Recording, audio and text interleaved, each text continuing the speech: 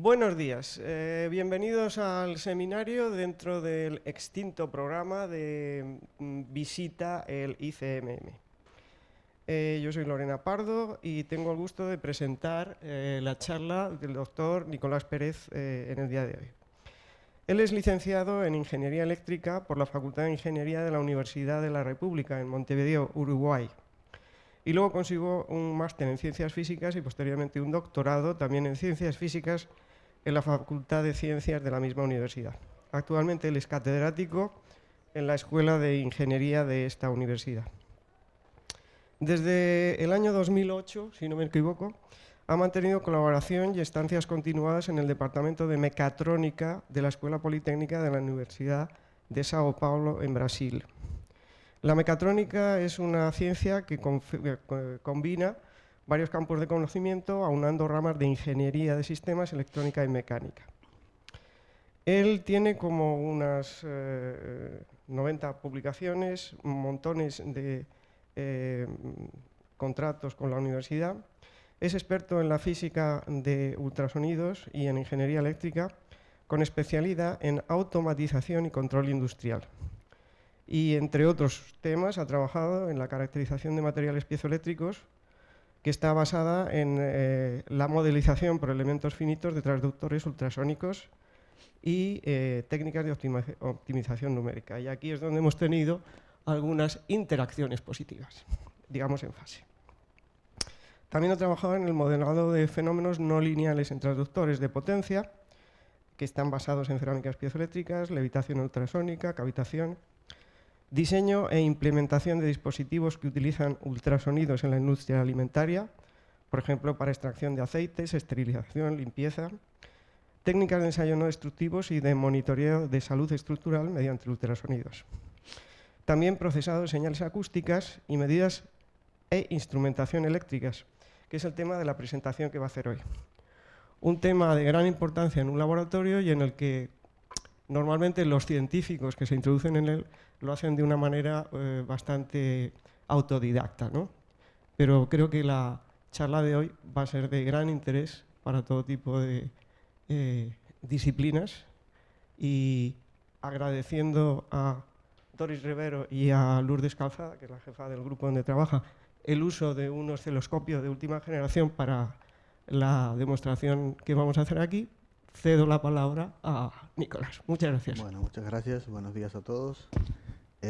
Bueno, ya la presentación de Lorena fue más que exhaustiva.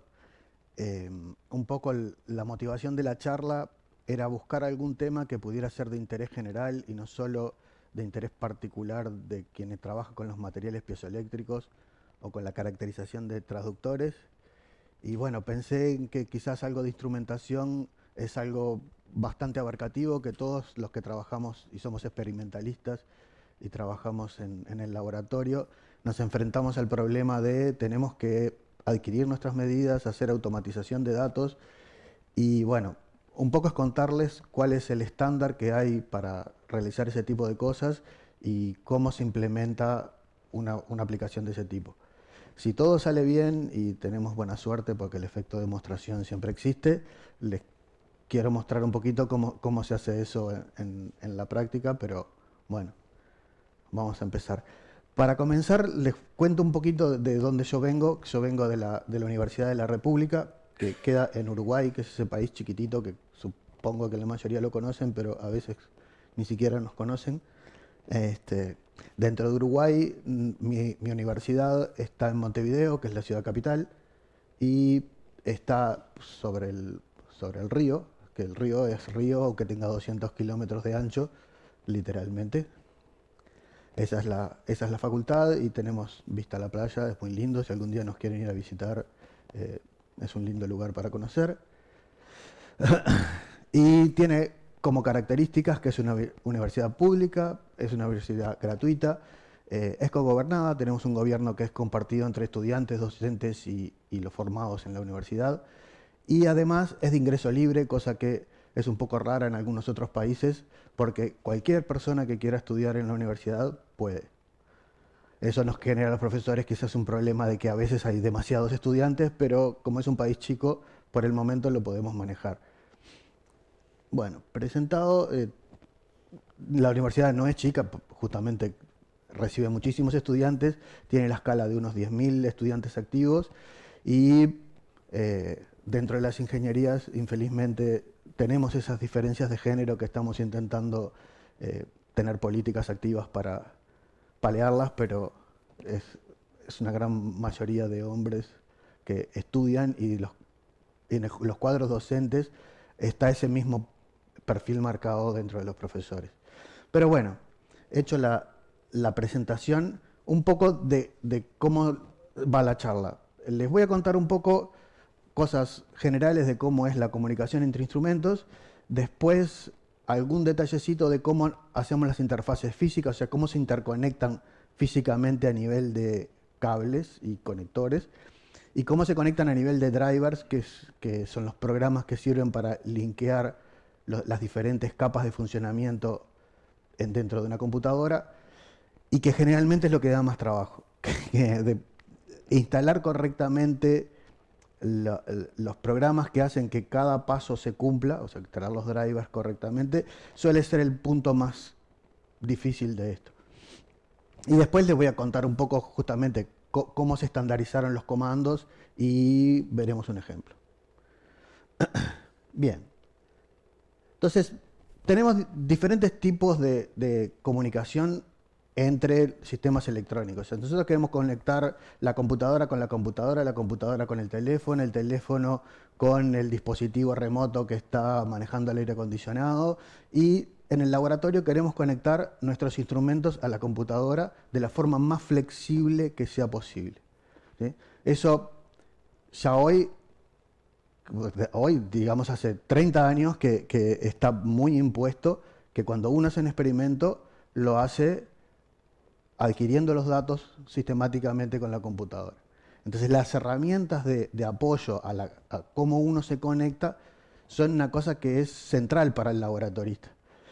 Y cuanto más autónomo sea, mejor. O sea, cuanto menos dependa del especialista en instrumentación, en aquella cosa, para lograr hacer sus propias rutinas, más feliz va a ser. Entonces, como característica, la persona que trabaja con instrumentación no es cualquier uno. O sea, en general es alguien que tiene una formación científica y es un usuario calificado. Y está normalmente habituado a manejar algún tipo de procesamiento numérico, de manejar software. Entonces, para ese tipo de usuarios hay estándares que le permiten de manera muy simple manejar los instrumentos. Entonces, ahí se puse una cajita de los deseos. ¿Qué es lo que me gustaría que hiciera la comunicación entre instrumentos? ¿Sí? Entonces, instrumentos, cuando decimos instrumentos, podemos decir desde el espectrómetro de masas hasta el osciloscopio, el generador de señales, el amplificador que me amplifica la señal de mi ensayo. O sea, la instrumentación, si se fijan, casi toda tiene un puerto de comunicaciones y casi toda está pensada para sistemáticamente ir programando qué pasos se va a dar durante el ensayo.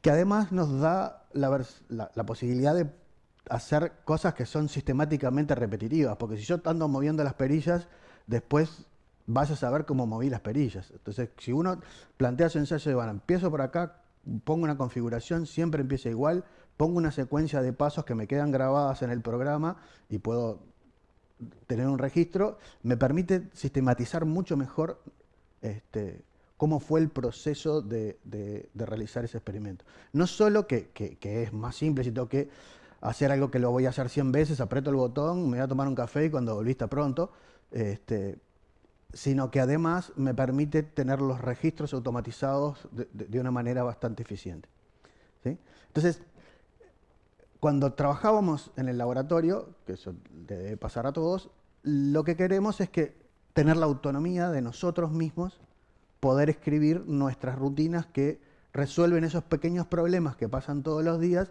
y que no hay que llamar al informático o al electrónico o al especialista para que me venga a resolver ese problema. El especialista lo voy a precisar en algún momento quizás para que me configure el sistema inicialmente y resuelva cómo arranca la comunicación, porque hay algunos detalles técnicos que quizás sean un poco especializados justamente.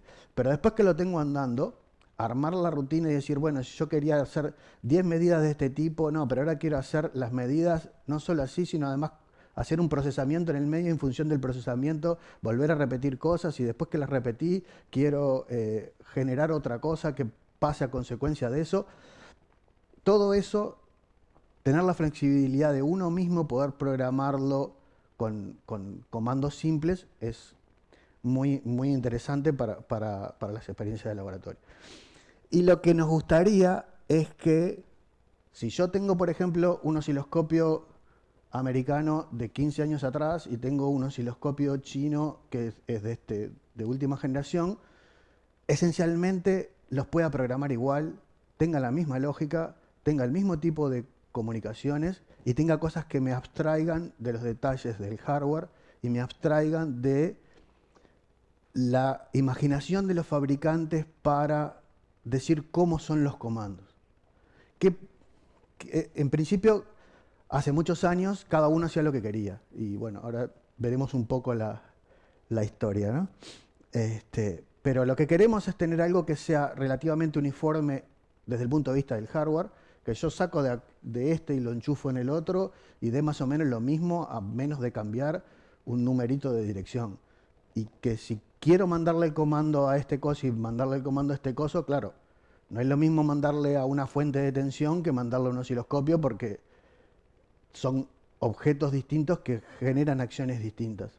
Pero que la estructura como la escribo sea razonablemente igual. Por ejemplo, poner voltaje tanto, y eso es bastante fácil de leer y bastante genérico entre todas las fuentes, y adquirir la señal será bastante común entre todos los osciloscopios y todos más o menos se programan de la misma forma.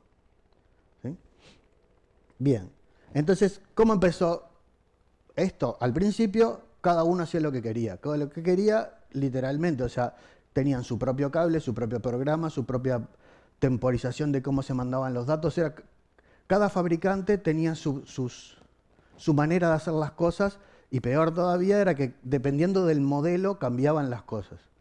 Entonces, en los años 70, Hewlett Packard, que era como el guía de desarrollar la instrumentación, por lo menos a nivel electrónico, marca un estándar con lo que se llamó el GPIB.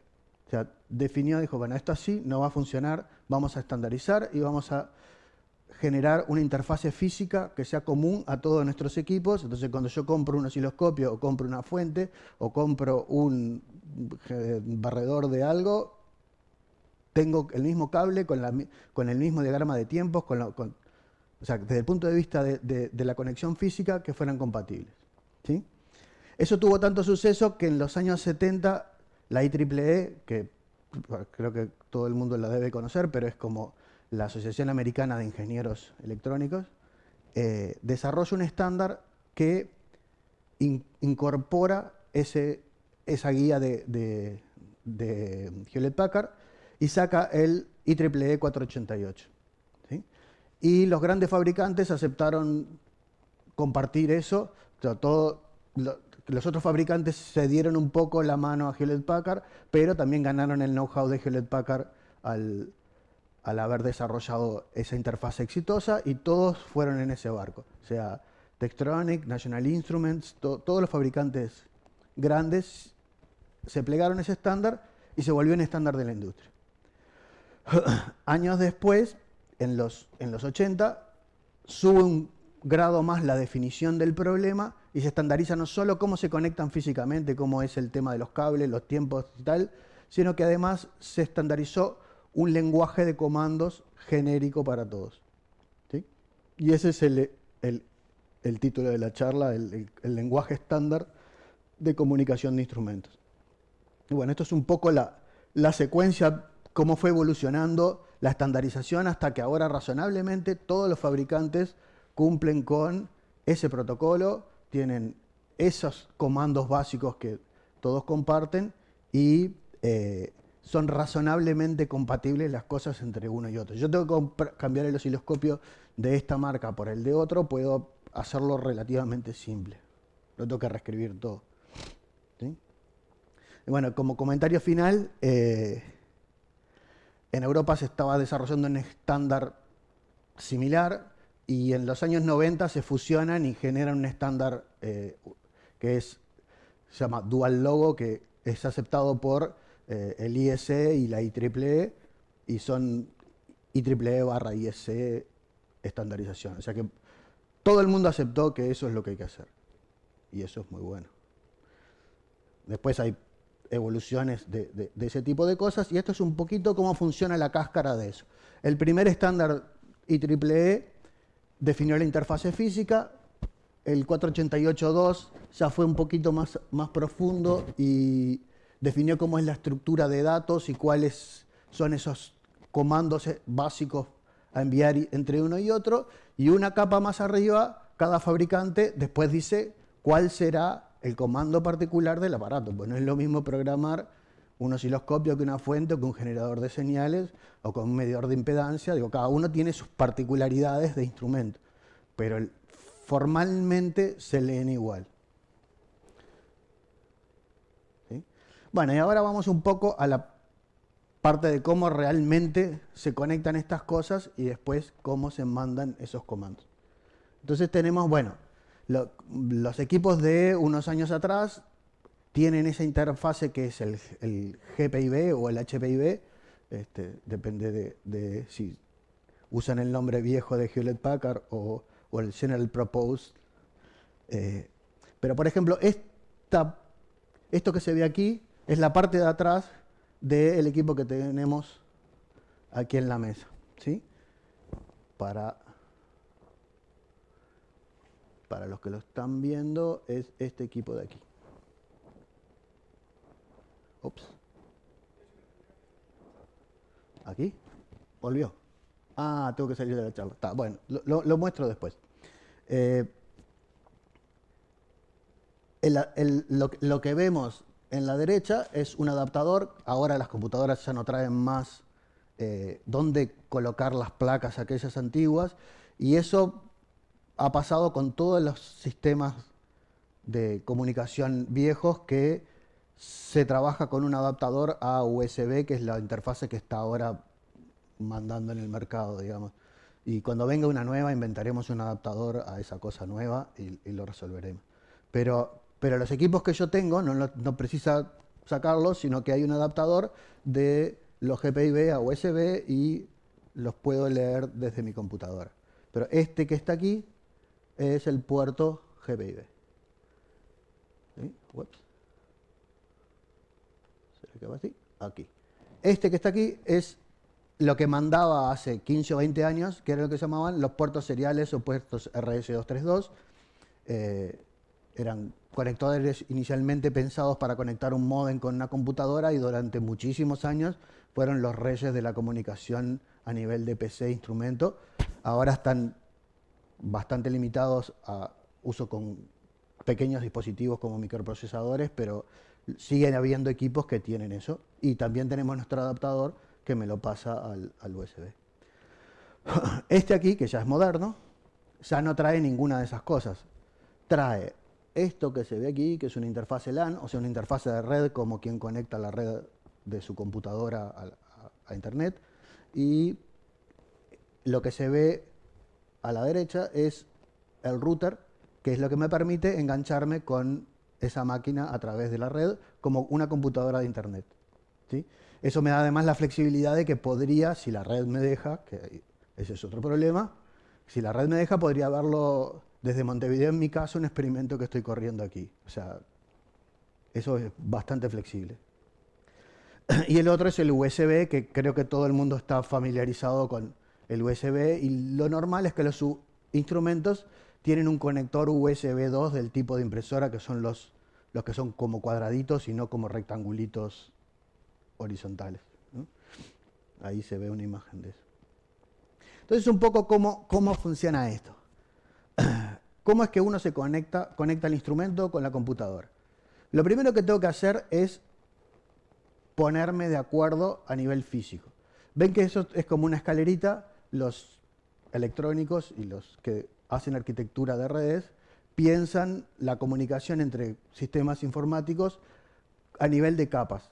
Entonces, cada capa debe ser compatible con la capa similar de su vecino. O sea, que si yo quiero hablar con él, nos tenemos que poner de acuerdo a nivel físico cuál va a ser el cable, cuántos conectores van a tener, cuántos voltios van a tener las señales, cuál es la temporización de las señales, cómo se arman los paquetes. Si no, no vamos a poder ni empezar a conversar. Entonces, eso es lo que define la capa de abajo, que es la interfase física. Después, la segunda capa es lo que se llama la que maneja el sistema operativo. Todas las computadoras tienen un sistema operativo que es el que dice qué tarea se va a realizar en cada instante y qué recurso de hardware le va a corresponder a cada tarea. Y cómo se manejan esos recursos de hardware. Entonces, bueno, a nivel del sistema operativo que tenga tanto la computadora como los instrumentos, esas cosas tienen que ser compatibles. Más arriba está cómo el sistema operativo le informa a un programa de aplicación que tiene datos que le llegaron para él o que la aplicación le dice al sistema operativo: tengo datos para mandar. Eso es lo que realiza una capa de abstracción que vamos a ver, que define un instrumento virtual, o sea, define un objeto dentro de la memoria de la máquina que va a funcionar como si fuera el instrumento físico, pero va a ser un espacio de la memoria de la máquina. Eso es lo que se llama el BIS. Y arriba de eso tendremos nuestro programa de aplicación. Ahí cada uno usará el sabor que más le resulte amigable. O sea, puede ser LabVIEW, o puede ser Python, o puede ser MATLAB, o puede ser C, o puede ser BASIC, o puede ser el programa de aplicación a nivel de usuario que uno quiera. Lo que tiene que tener es el programa que le permita a mi aplicación entenderse con el sistema operativo. ¿Sí? Entonces, eso se resuelve, por ejemplo, a nivel de drivers. ¿Por qué? Porque eso no funciona solo cuando uno lo enchufa. Porque los sistemas operativos tendrían que conocer todos los hardware del mundo, no solo los que existen ahora, sino los que van a existir. Y tendrían que tener adentro la información de cómo me voy a comunicar con esa cosa. Entonces, la manera de resolver eso no es tener 1000 millones de recetas de comunicación, sino que cuando se instala una cosa nueva, se le instala un programita, que es lo que se llama el driver, que oficia del nexo entre el sistema operativo y lo que yo estoy conectando. ¿Sí? Entonces aquí, si yo enchufo el conector GPIB, va a aparecer en el administrador de dispositivos. Yo uso Windows, que es bastante general. ¿Sí? Y ahí descubrió un hardware que es el adaptador GPIB USB.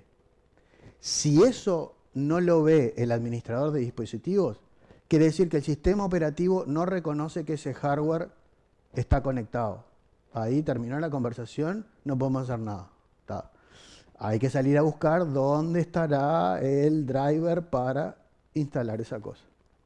Ahí generalmente el fabricante me da alguna opción para hacer eso.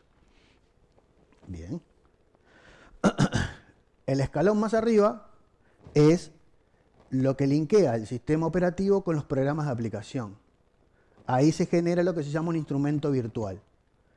Un instrumento virtual parece una cosa muy pomposa, pero en el fondo es un archivo como cuando escribo cualquier archivo en la computadora. Lo único que tiene un montón de banderitas, o sea, banderitas para los electrónicos son bits que prendo y apago cuando se realiza una acción y me permiten saber si pasó algo o no. ¿Sí? Entonces, por ejemplo, si yo escribo algo en ese archivo especial, levanto una banderita de hay datos para enviar. Entonces el sistema operativo dice, opa, levantaron la banderita de que hay datos para enviar, los lee y los manda por el puerto que tiene configurado. Y eso lo resuelve el driver de más abajo. Y cuando vienen datos para mí, el sistema operativo los escribe en ese archivo y me levanta una banderita de tienes datos. Además de la banderita, hay algunas cosas un poco más refinadas, como me dicen cuántos bytes me mandaron y algunos detalles más, pero funciona como un archivo con una estructura de datos para saber qué es lo que está pasando. Entonces leo y escribo el instrumento como leo y escribo cualquier archivo. Claro, normalmente uno, cuando trabaja con cosas de computadora en su vida, alguna vez le ha tocado escribir algo en un archivo. Entonces, más o menos, eso se armó así porque es algo completamente familiar a cualquier persona que programa en cualquier plataforma. Siempre es lo primero que hago es tener una manera de guardar y leer datos. Entonces, cada uno en el lenguaje que programa sabe hacer eso. ¿Sí? Y tanto así que se usan los nombres originales de leer y escribir archivos. Escribo en el archivo tanto, leo del archivo tanto. Y los programas, estos Python y MATLAB, que son los que se usan para procesar datos normalmente, o Octave, que es un MATLAB libre, usan las funciones originales de C, fprintf, fscanf, las funciones desde las épocas del C original. Bueno, eso les muestra la aplicación de alto nivel.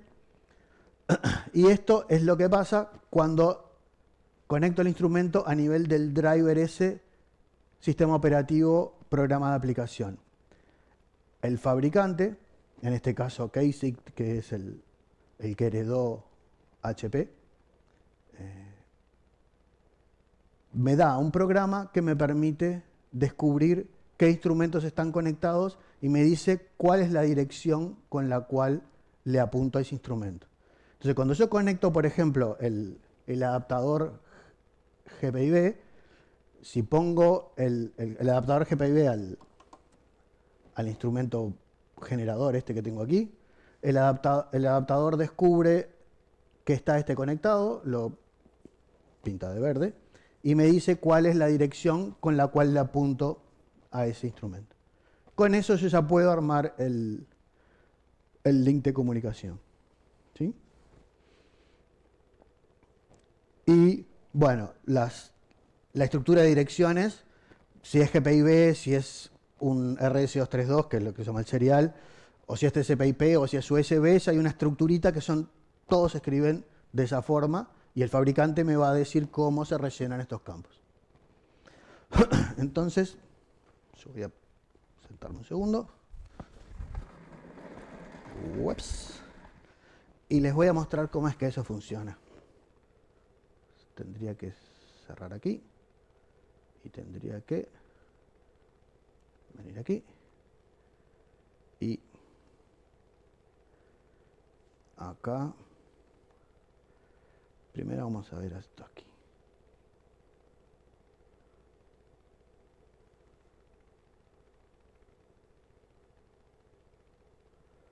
Aquí ven el GPIB está conectado. ¿Sí? Eso quedó. ¿Sí? Si yo vengo a el programa de Agilent, bueno, va a demorar.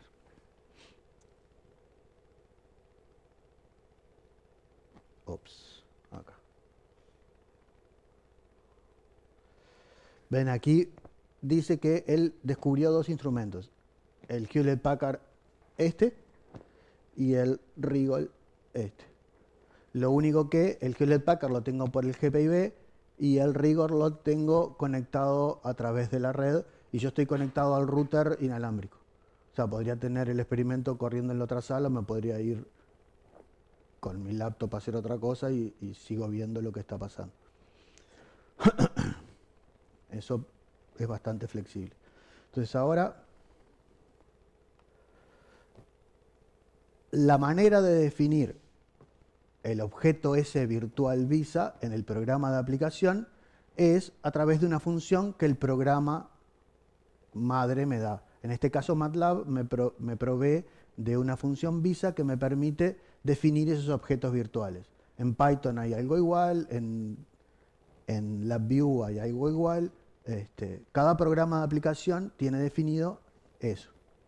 Entonces yo pongo acá, se definió, Y ahí me dijo que tengo conectado ese Visa y está cerrado, ¿sí? Los archivos, como cualquier recurso de la computadora que corre aplicaciones que son multitarea, como es Windows o Linux, tienen que tener una estrategia para evitar que más de una aplicación pise un hardware o un recurso simultáneamente. Entonces, para eso hay una bandera de estatus que dice quién tiene ese recurso para sí. Mientras, si yo quiero usar el instrumento, tengo que abrirlo. O sea, ¿qué quiere decir abrirlo? Me quedo con el control del instrumento y eso levanta una banderita que nadie más lo puede tocar. Y para mí queda con definición abierto. Eso se hace con un fopen. Ups.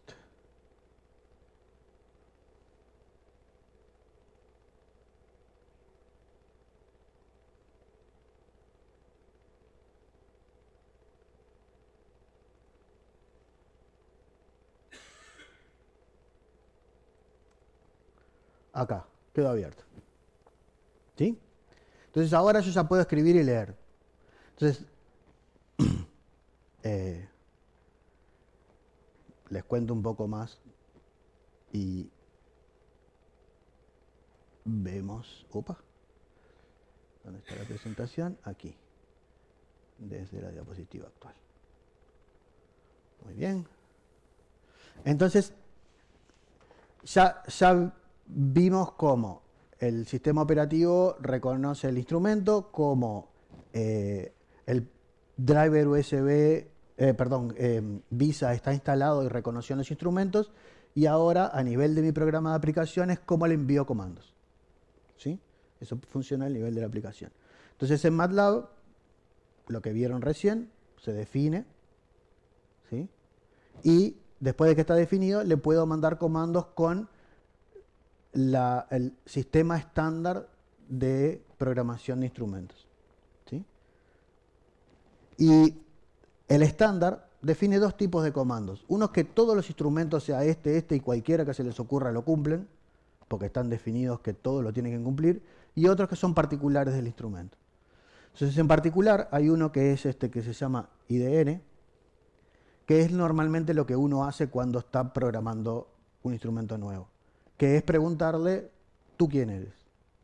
Entonces, si él me responde quién es, yo le pregunto, ¿tú quién eres? Y él me responde, yo soy fulano. Entonces, quiere decir que toda la comunicación está andando y todo el problema se reduce a leer el manual y descubrir cuáles son los comandos que hay que mandar en la secuencia que hay que mandar. ¿Sí? Pero toda la parte espinosa que es, el cable estará bien, el driver estará bien, todo eso está todo resuelto. ¿Sí? O sea, visto en la escalerita quiere decir que yo salgo desde mi aplicación, lo paso para acá, lo paso para acá, lo paso para acá, este se lo cuenta a este y sube, sube, sube, este genera la respuesta, baja, baja, baja, baja. Ups, no tengo puntero. Bueno, y ahora, ok, entonces quiere decir que yo genero un comando en mi aplicación, este se lo cuenta al sistema operativo a través del driver, el sistema operativo lo pasa a la interfase física, la interfase física lo manda para el otro lado, del otro lado sube hasta que el sistema del instrumento interpreta qué es lo que le están mandando y genera una respuesta, la respuesta vuelve todo por el caminito para atrás y llega hasta aquí. Si me responde el IDN, yo ya sé que está toda la comunicación andando y pronto. ¿Sí? Entonces, venga.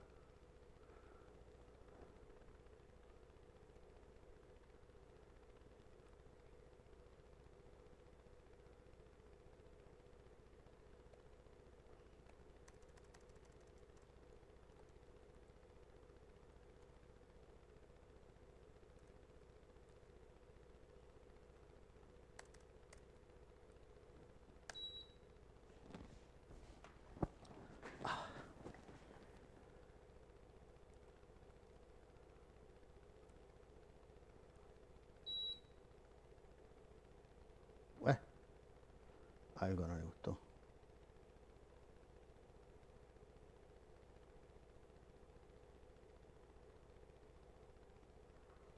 Okay.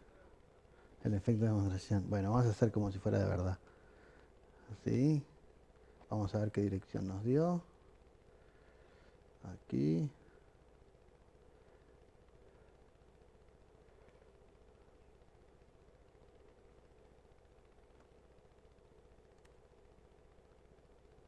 Vamos a matar todo lo que está abierto.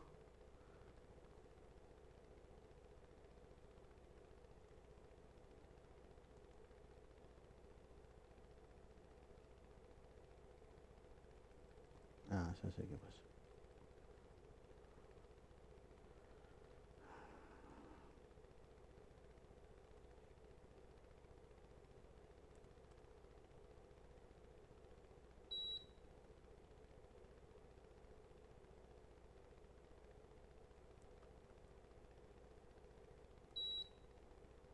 Bueno, quedó con algo mal.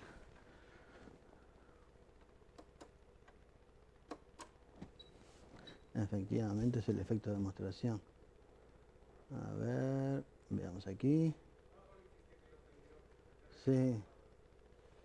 Acá, IO Monitor. Interactive IO.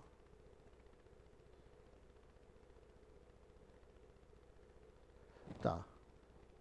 Desde el punto de vista físico están. Cuando hay un problema de comunicaciones, el programa ese que me dan me permite chequear si la comunicación está operativa o no. Entonces eso están dando.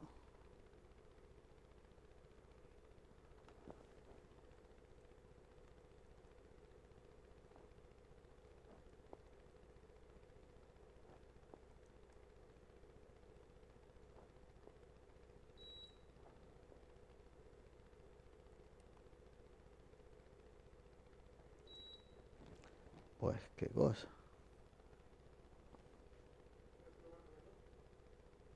Puedo probar con el otro. A ver qué le pasa al otro.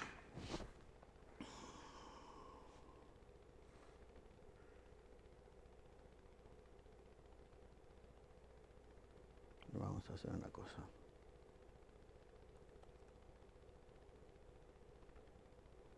Si quedó alguna cosa mal en el programa.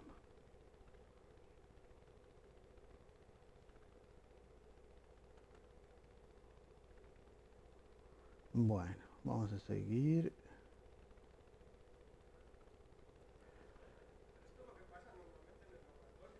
Exactamente. Sí. Bueno, como les decía, mientras levanta el programa, les termino de contar esto. Que además estaban dando recién porque eran las formitas de onda esa que estaba pitando, lo estaba haciendo con eso. Bueno, veamos. Estos son los comandos genéricos, que son cosas que cualquier cosa entiende, identifíquese quién es, resetear. Y los comandos específicos tienen una serie de reglas que cualquier sistema SCPI tiene que cumplir, como por ejemplo, si me dice el fabricante algo entre corchetes, es algo que es un parámetro opcional, o entre llaves va una cadena de comandos y los parámetros se separan por barritas verticales. Entonces, es una manera de estructurar la información que todos lo cumplen y eso es lo que hace que sea fácil de leer por cualquiera. Entonces, por ejemplo, para este equipo de aquí, este comando sería aplique una sinusoide y si yo no, como está entre corchetes es opcional, si no le pongo nada, él solamente va a poner modo de operación sinusoide. Como es un generador de funciones, puede tener la opción de que sea una sinusoide, un triángulo, una onda cuadrada. Entonces, eso sería lo que definiría el primer valor.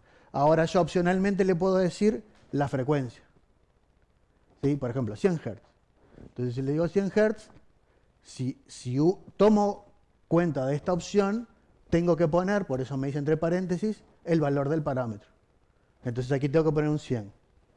Además, hijo de esto está el segundo paréntesis, que también es opcional, que dice, bueno, le fijaste la frecuencia, si quieres le puedes fijar también la amplitud. Entonces le puedo decir que sea 1 voltio, 2 voltios. ¿Sí? Entonces, por ejemplo, acá está, aplique una sinusoide de 1000 ciclos, 1.5 voltios. Y es una cosa muy intuitiva, muy fácil, y en cualquier lenguaje que lo escriba, sea en Python, MATLAB, C o lo que sea, se va a escribir así. ¿Sí? Aquí.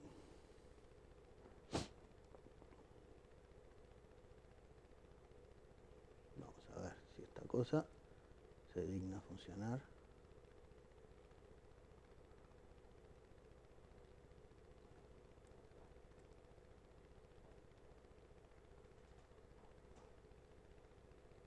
Acá está el problema. Esos dos puntitos no van. Hay que hacerlo exactamente como dice.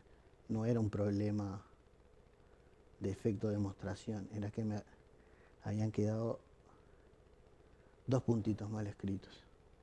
Está. Ups. Tengo que venir acá, apagar acá, venir acá. Yo ahora le digo, identifíquese. Y él me responde que es el Hewlett Packard 33120A. ¿Sí? Lo que había pasado, ven que el comando es asterisco IDN signo de interrogación.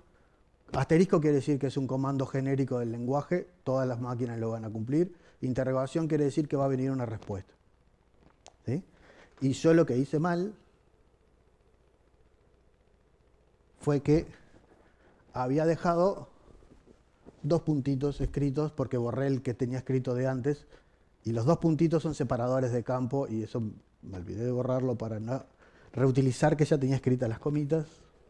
El Aragán trabaja 2 veces, y bueno. Entonces, si yo le mando, en vez de esto, le mando el comando que veía aquí, que es apply,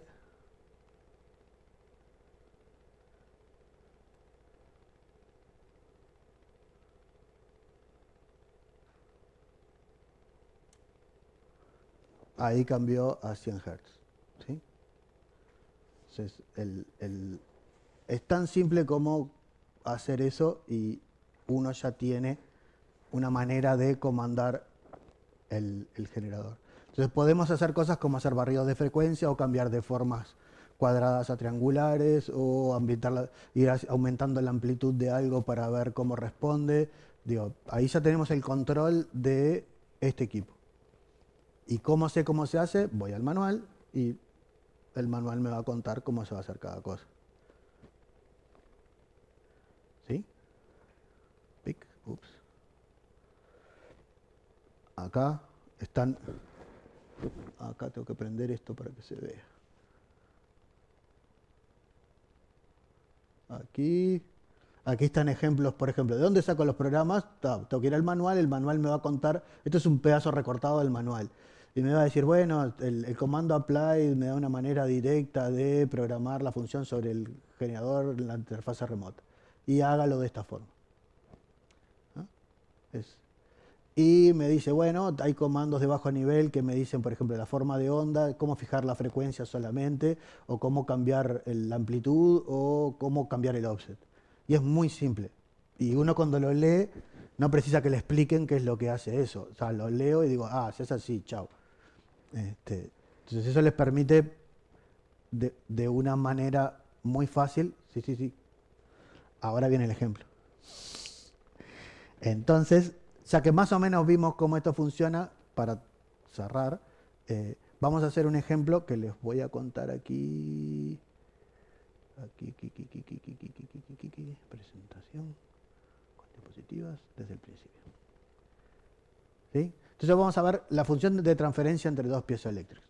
O sea, quizás todo el mundo sabe que son los piezoeléctricos, pero son materiales que cuando uno los deforma aparece una diferencia de potencial o aparece una distribución de cargas, y cuando les aplicamos un voltaje se produce una deformación. Digo, eso es muy usado para generar ultrasonido, como transductores, como hasta los chisperos funcionan con el efecto piezoeléctrico. ¿Sí? Entonces, ¿cuál es la idea de nuestro experimento? Vamos a tener dos piezoeléctricos que están acoplados en una chapita, ¿sí? Y va a ser un sistema que sería como un energy harvesting imaginario, ¿sí? Entonces va a haber uno que va a ser el que va a generar una vibración y el otro la va a recibir y genera un voltaje que podrá cargar una batería o hacer algo, ¿sí? El primero podría recibir, en vez de ser excitado por otro generador eléctrico, podría recibir la energía de una cosa mecánica que lo esté deformando, y ahí tienen el harvesting, ¿no? Tienen la manera de colectar la energía. Pero en el diagrama de funcionamiento del experimentito sería: mi generador, él, va a actuar sobre el piezoeléctrico, va a generar una vibración que se va a recibir en el otro piezoeléctrico, la voy a registrar con el osciloscopio, y con eso voy a poder saber para cada frecuencia cómo es que se va a comportar. Porque estas cosas, dependiendo de la geometría, les gusta más vibrar más en una frecuencia que en otra. Entonces ahí le hacemos una respuesta de frecuencia y vemos cómo es que eso funciona. Entonces, aquí tenemos conectado el primer generador a través del GPIB, del adaptador GPIB, y el osciloscopio lo tengo conectado a través de este router. ¿Sí? Yo estoy conectado inalámbrico. Acá tengo que cerrar la presentación. Y tengo acá. Esto es el router. Tiene dos equipos conectados. Este Android es el osciloscopio y este de aquí es mi laptop. Yo estoy en la 101 y el osciloscopio está en la 100. ¿No? Cuando uno quiere conectar dos computadoras a través de una red y las quiero ver localmente, tienen que estar en la misma red. No voy a rutear, sino que las dos van a tener que tener el mismo prefijo de red, y cada una tendrá su terminación de dirección IP particular. Pero si alguien después quiere algún comentario sobre eso. Pero para saber que una máquina, yo tengo conectividad a través de la red con ella, tenemos un comandito que supongo que casi todos lo recordarán, que es un ping. Antes lo usábamos mucho cuando no sabíamos si nos conectábamos con el router, aquel que hacía... ¿no? Entonces, tenemos que se llama... Opa. Ups. Ping. Y si yo soy la 101, le voy a apuntar a la 100. Opa, error general. Este es un problema. ¿Qué pasó?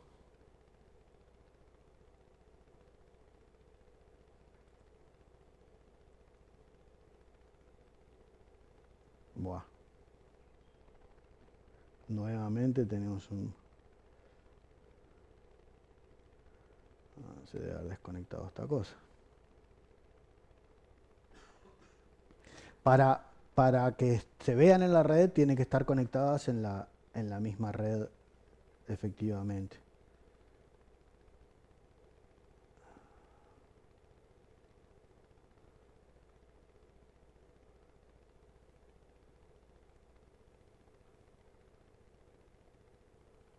Aquí se habrá desconectado el routercito.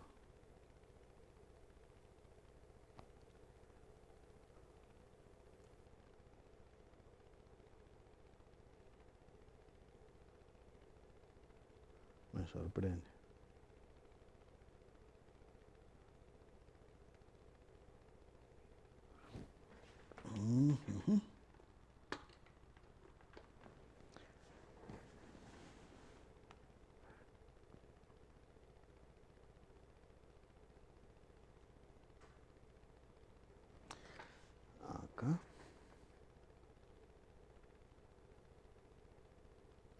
Buah.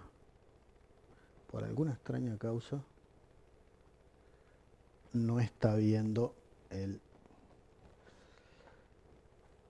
la red que la estaba viendo hace unos minutos. Entonces, tenemos una opción. La opción que tenemos es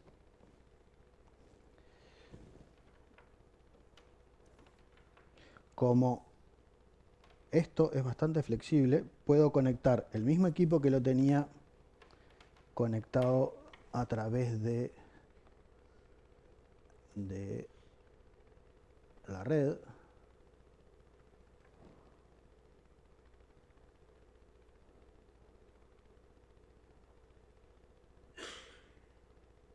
Es raro que este dice que lo ve.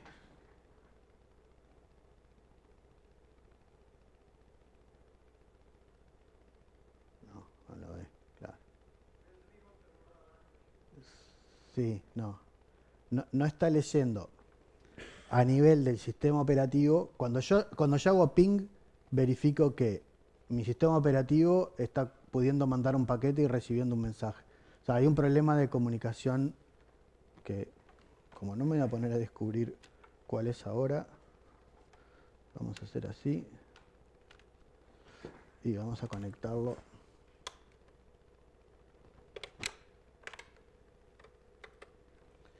con el USB. Y acá apareció él, que es el mismo, que está conectado a través de USB. Lo cual puede tener una parte buena, que es que yo tengo escrita una función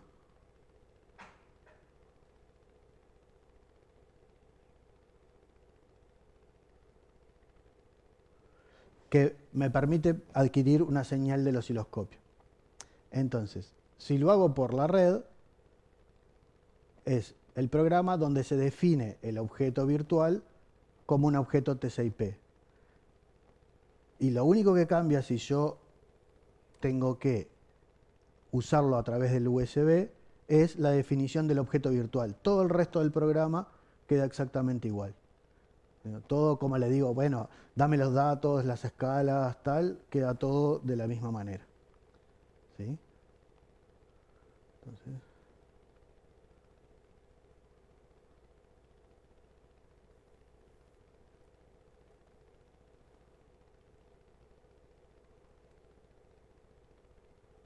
eso es lo que estaría en la pantalla.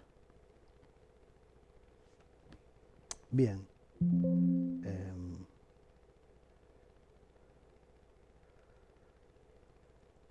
Lo primero es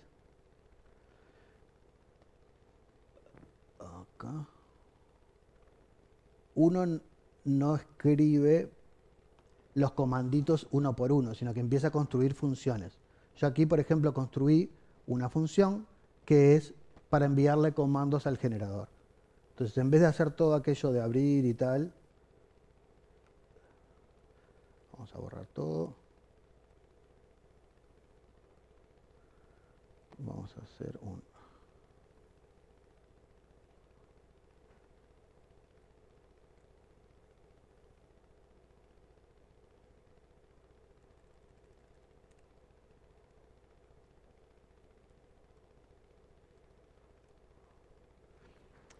Ya mi función, la función que yo construí, ya hace todas las comunicaciones y ya me devuelve una respuesta.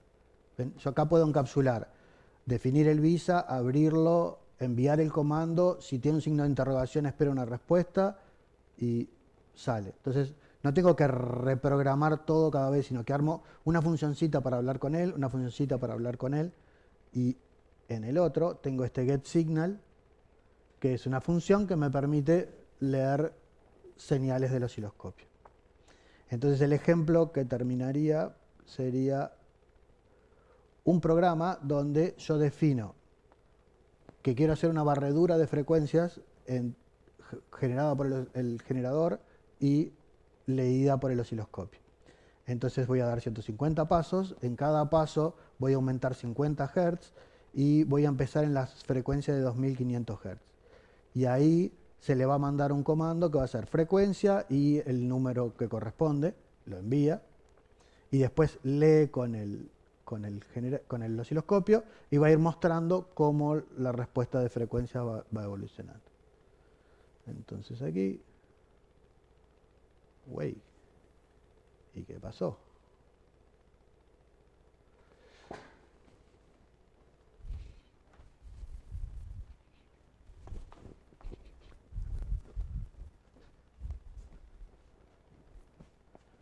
Porque que esto no...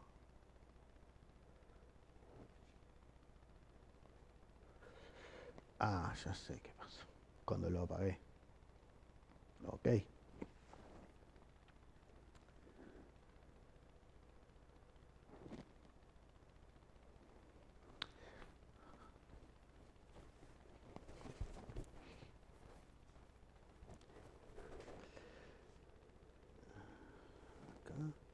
Tac, tac, tac, tac.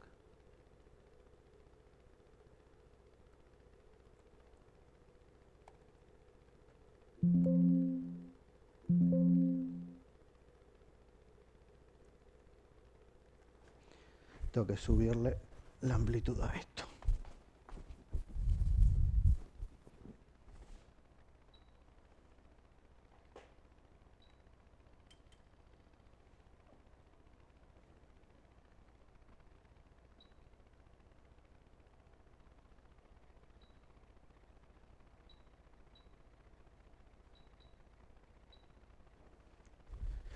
Y este aquí.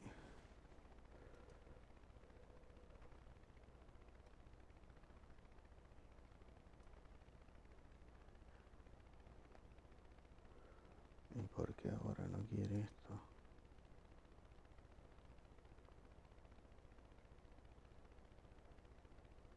Ah. Para sacar el pitido había desconectado el cable.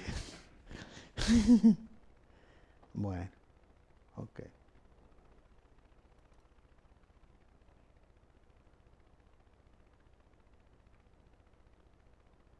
Claro, con el cable desconectado suele no andar.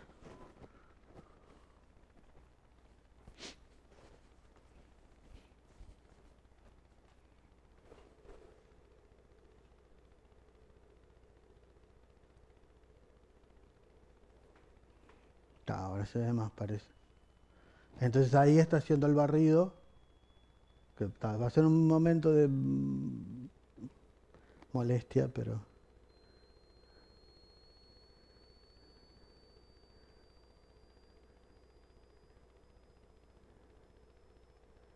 Ah, ahí saturó.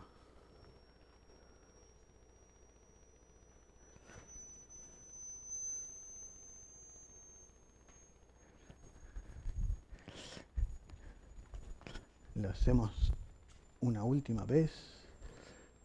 Tics, ahí.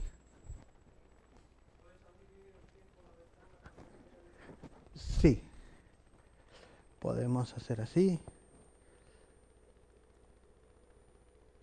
Cámara. Ups, ¿qué pasó? Se movió la cámara.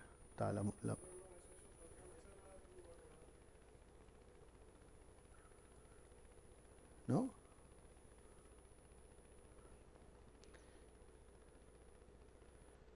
Ok. Ahí ahí lo va a correr y después ajustamos la cámara.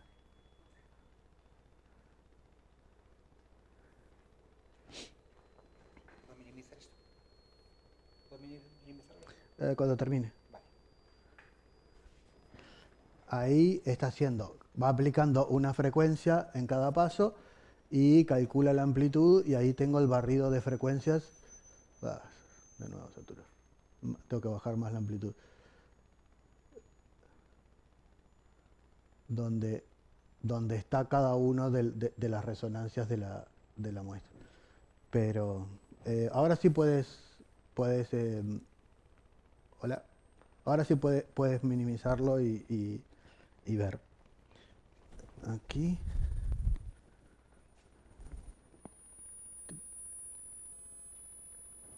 Hagámoslo así y ahí no va a tener problema.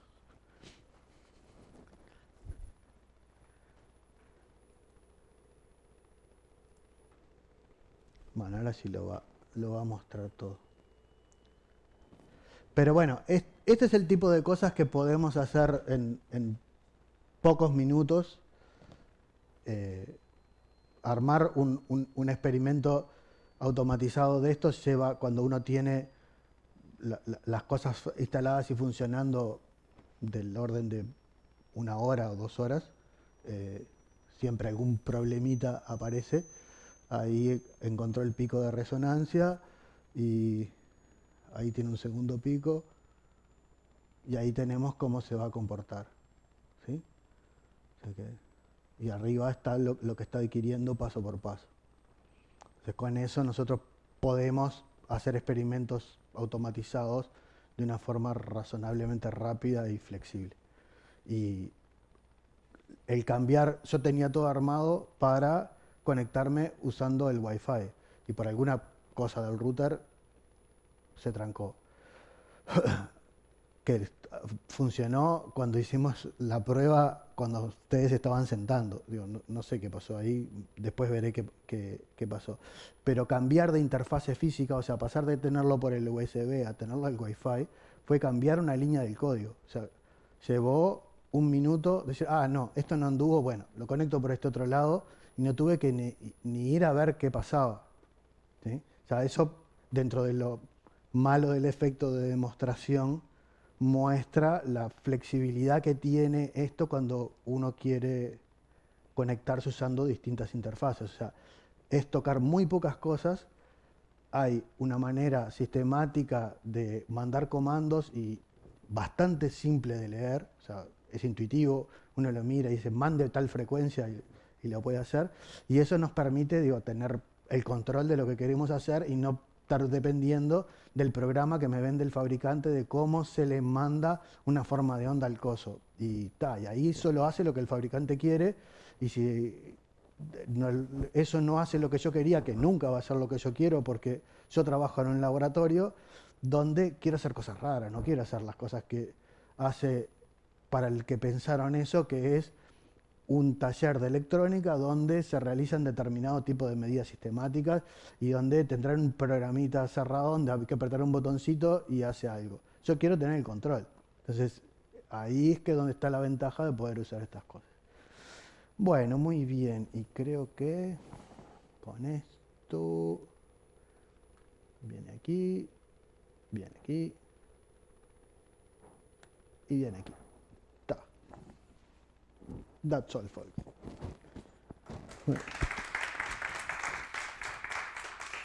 Bueno,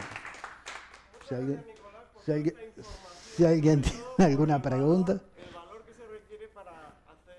Y funcionó todo lo que no podría haber funcionado. Sí, claro. Es que ese fue uno de los problemas, que como eso es molesto, lo había desenchufado. Y al desenchufarlo, después me olvidé de enchufarlo de nuevo. Entonces, cuando me olvidé de enchufarlo de nuevo, no andaba. Que es bastante normal en estos casos, que si uno no enchufa las cosas no funcionan.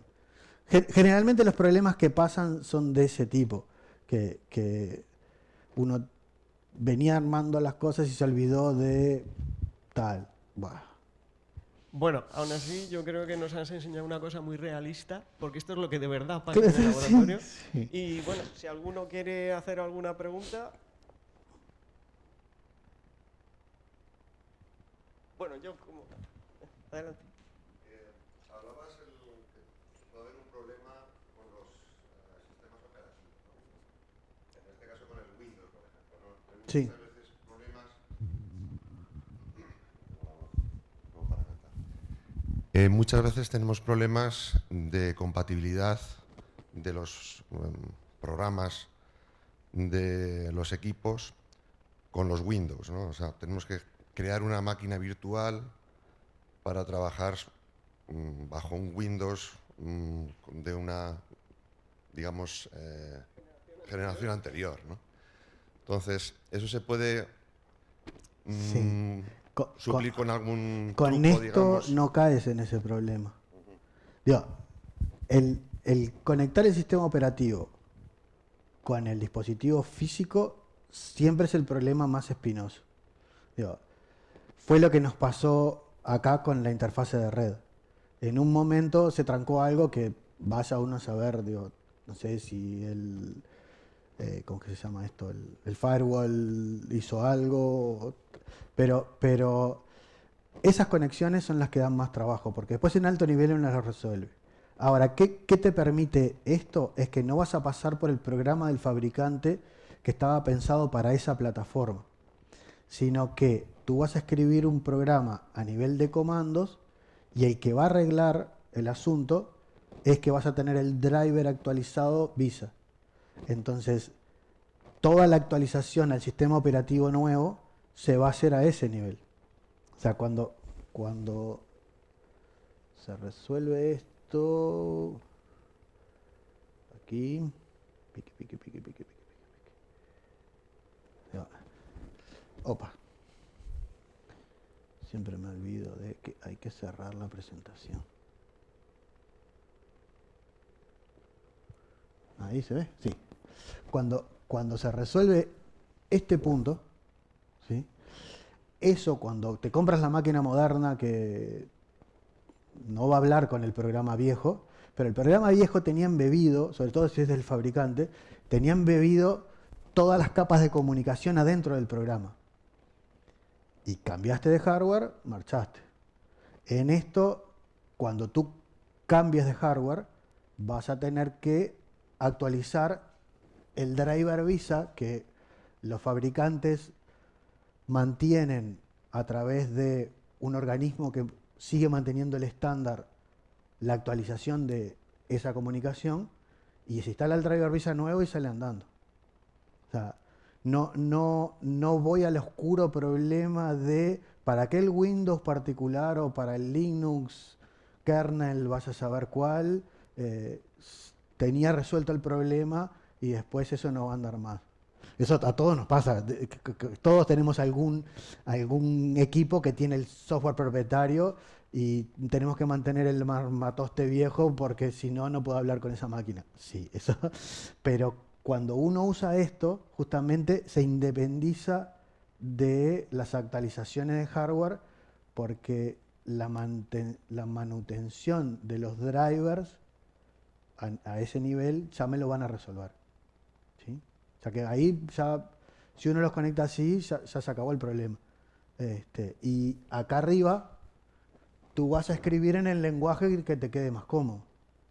Si es C, si es Python. Digo, ahora todo el mundo quiere escribir en Python, pero eso depende de la curva de aprendizaje que uno tenga. O sea, si yo empezara a programar ahora, quizás agarraría para el lado del Python porque es muy grande la colectividad de gente que están largando cosas nuevas, pero en el fondo son todos muy parecidos, todos esos son muy parecidos y son lenguajes que tienen raíz C y son interpretados, o sea que de uno a otro no hay grandes cambios. ¿Sí? Gracias, Nicolás. Muy bien, pues no sé si... Espera. Un momento.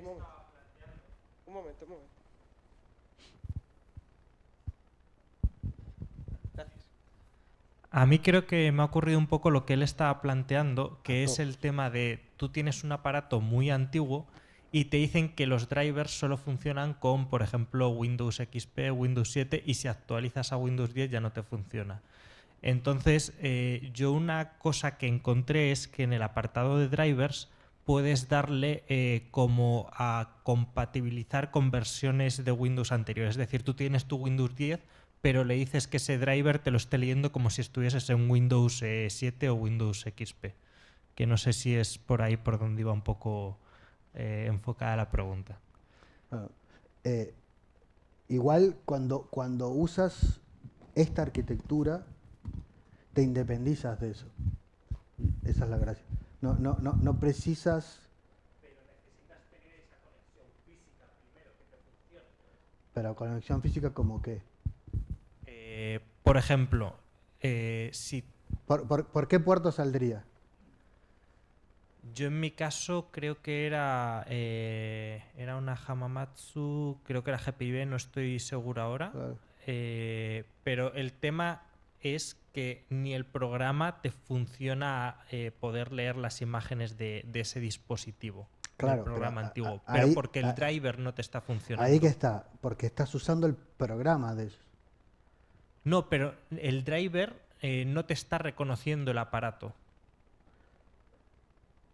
Si es GPIB, Ujú.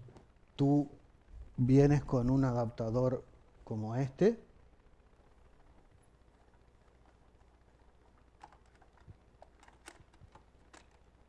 ¿Sí? Vienes con uno de estos, lo pones y lo levantas desde aquí. Si ese fabricante cumplió con el estándar de hacerlo flexible al estándar de comunicación de instrumentos, te armas tu propio programa y el programa de esos, chau. Ahora, si yo quiero usar el programa de ellos, tengo que rehabilitar todo para que el programa de ellos siga creyendo que está en 1995 y que el Windows que está viendo es un Windows XP. Pero cuando lo haces con la arquitectura esta, digo, el programa de ellos no va a existir, vas a tú construir tu programa y lo vas a correr con tus cosas. Pero independientemente si el driver no te está reconociendo el aparato, tú no vas a poder utilizar Python o MATLAB o ninguna otra cosa, ni su programa tampoco. Claro, pero el aparato, si es GPIB, el aparato le da lo mismo que sea esto o que sea el equipo japonés. O sea, justamente inventaron el GPIB para que no fuera específico del equipo. ¿Sí? O sea, para eso es que se inventó la arquitectura original y se empezó justamente al nivel de puedo conectar estos hardware.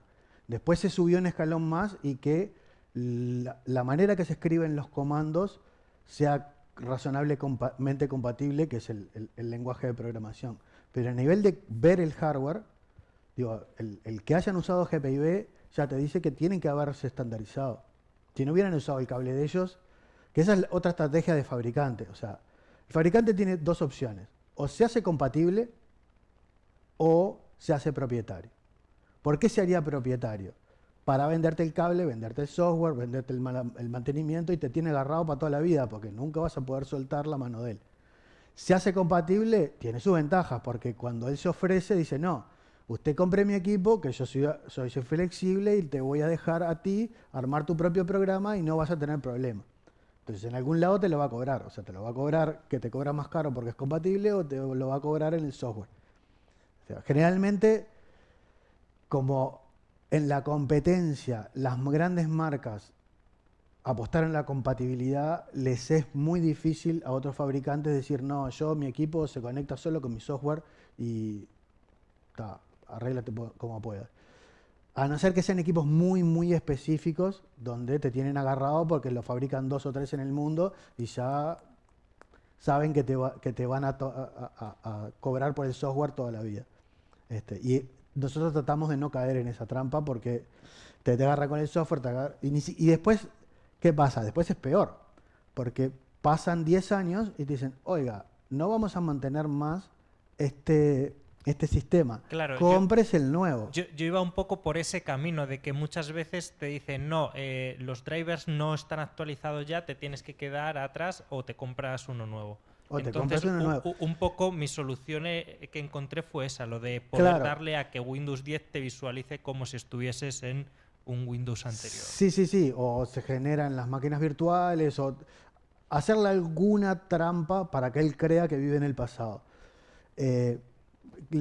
Lo que creo que hay que hacer es, cuando uno va a elegir el equipo que va a comprar, ver si es flexible a la hora de programarlo, o si voy a caer en el software propietario. Si caigo en el software propietario, tarde o temprano voy a perder. Digo, con los equipos grandes a veces no hay mucha opción. Digo, quizás, no sé, si uno tiene un espectrómetro de masas, construir el software del espectrómetro de masas es complicado. Pero los equipos donde uno sí puede construir el software, cuando uno lo compra tiene que estar un poquitín atento a las especificaciones para que sea flexible, digamos. Gracias. Muy bien, pues creo que agradeciéndote otra vez, Bueno. damos por concluido el coloquio. Bueno, muy bien. Apagaremos aquí. Hola. Ah, ya apagó.